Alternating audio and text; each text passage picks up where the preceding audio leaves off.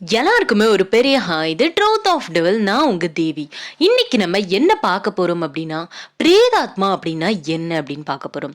நம்ம அருந்ததி படத்துல கூட சொல்லியிருப்பாங்கல்ல, அந்த பிரேதாத்மாவை அழிக்கவே முடியாது, அது பெரிய பிரேதாத்மாவா மாறிடும் அப்படி இப்படின்னு சொல்லுவாங்கல்ல. அப்படிப்பட்ட அந்த பிரேதாத்மானா முதல்ல என்ன, இறந்தவங்க அத்தனை பேருமே பிரேதாத்மா தானா அப்படின்றத பத்தி தான் நம்ம இன்னைக்கு வீடியோல பார்க்க போறோம். இது வரைக்கும் சேனலை சப்ஸ்கிரைப் பண்ணாதவங்க சப்ஸ்கிரைப் பண்ணிடுங்க அண்ட் மறக்காம பெல் ஐக்கானையும் கிளிக் பண்ணிடுங்க. வீடியோ பிடிச்சா லைக் பண்ணுங்க.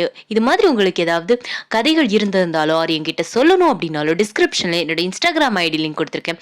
அதுல போய் வாய்ஸ் மெசேஜாவோ இல்லை டெக்ஸ்ட் மெசேஜாவோ சென்ட் பண்ணுங்க. வாங்க இப்ப வீடியோக்குள்ள போகலாம்.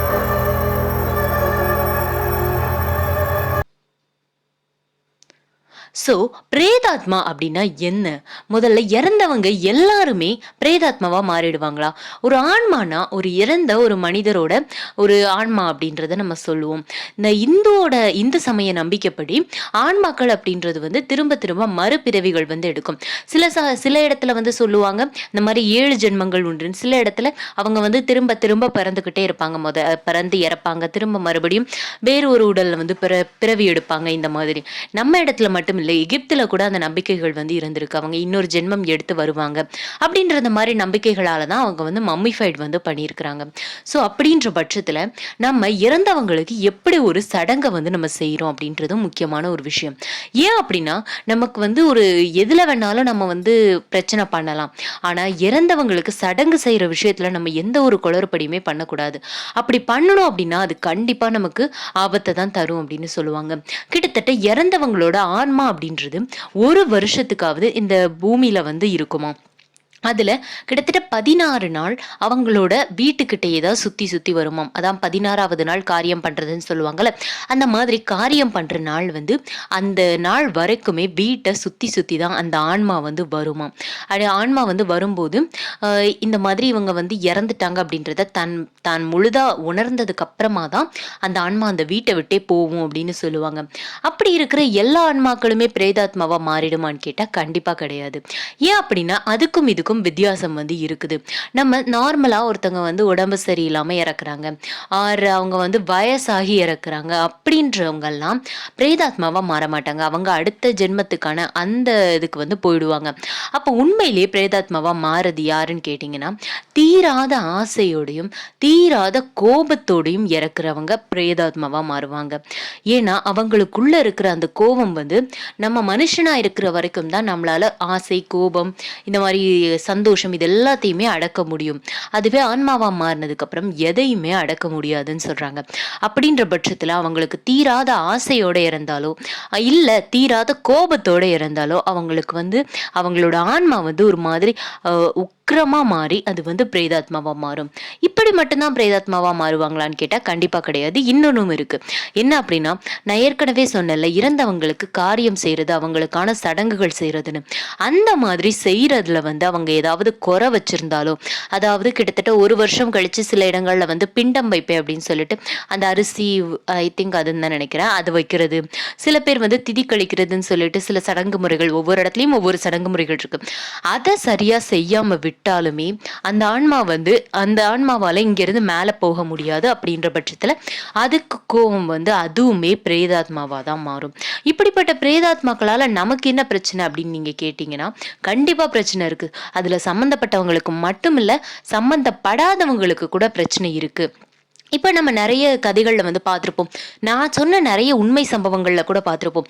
சம்மந்தமே இல்லாத யாரையோ ஒருத்தரை வந்து அந்த பிரேதாத்மா அந்த ஆத்மா வந்து பிடிச்சிருக்கும், கொன்னு இருக்கும். இந்த மாதிரி நிறைய நடக்கும். அப்படின்ற பட்சத்தில் சம்மந்தமே இல்லாத யாரையோ எதுக்கு அது கொல்லணும்? அதுக்கு பழிவாங்கிற நோக்கம் அவங்க மேலே கிடையாது, கோபம் அவங்க மேலே கிடையாது.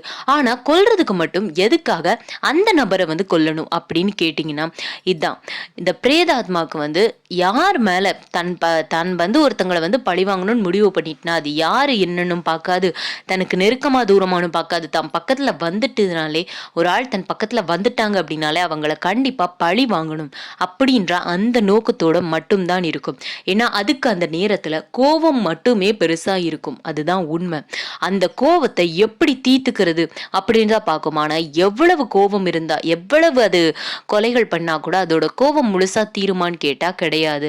இதுவே ஜப்பான் அந்த புராணத்துப்படி, ஜப்பானோட புராணங்கள் படி பார்த்தோம் அப்படின்னா, அவங்க சொல்றபடி பிரேதாத்மா அப்படின்றது எப்படி இருக்கும்னா, மெல்லிய தொண்டையோடையும் பெரிய வயிறோடையும் இருக்கும்.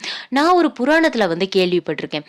இது வந்து எப்படி சொல்றதுன்னா, ஐ திங்க் இந்திரலோகத்தில் நான் அழகப்பன் அப்படின்ற அந்த படத்துல வரும்னு நினைக்கிறேன் நானு. அதுல வந்து அந்த மெல்லிய தொண்டையோடையும் பெரிய வயிறோடையும் இருப்பாங்க. அவங்களுக்கு சாப்பாடு கிடைச்சுக்கிட்டே இருக்கும். ஆனாலும் அவங்களுக்கு பசி அடங்காது.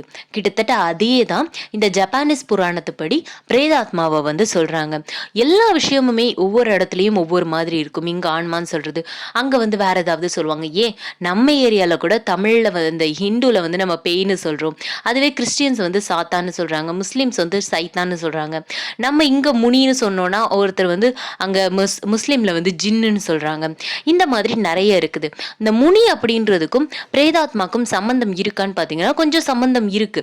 ஏன்னா அதுவுமே இந்த பிரேதாத்மாவுமே கோபத்தால இறந்தது. ஆனா எல்லா முனிகளும் பிரேதாத்மாவாகிறது, எல்லா பிரேதாத்மாவும் முனிகளும் ஆகிடாது. அந்த மாதிரி அதுக்கான கொஞ்சம் வித்தியாசம் இருக்குது. ஆனாலுமே அந்த கோபம் வந்து அந்த முனிக்கும் பிரேதாத்மாக்கும் கிட்டத்தட்ட ஒரே மாதிரி தான் வரும். கிட்டத்தட்ட அதுங்க ஒண்ணு மாதிரி தான் தெரியும்.